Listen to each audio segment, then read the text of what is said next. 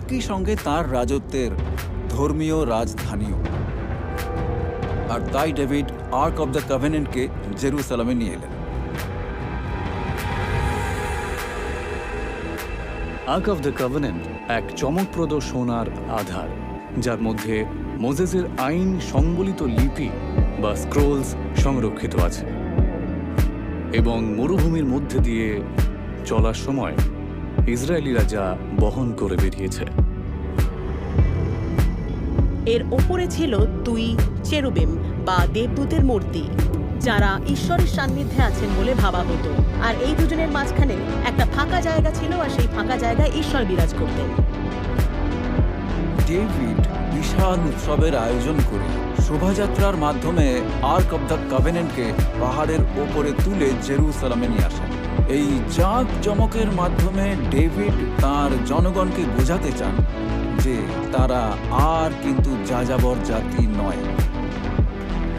সমস্যাটা ছিল এই যে তিনি আর্ক অফ কভেনেন্টকে জেরুজালেমে নিয়ে আসার আগে ঈশ্বর তার অনুগামীদের সঙ্গে থাকতেন।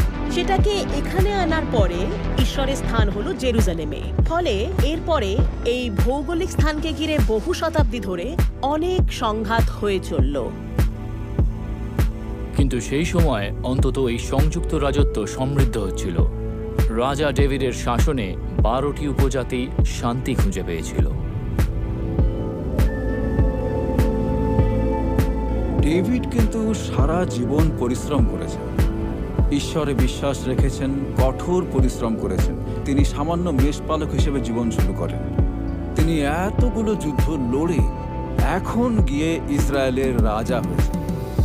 অসতর্ক হওয়ার এ এক মোক্ষম সময়।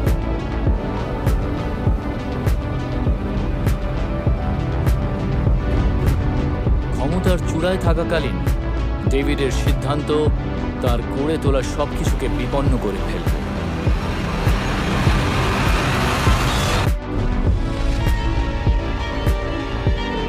রাজা ডেভিড ইসরায়েলের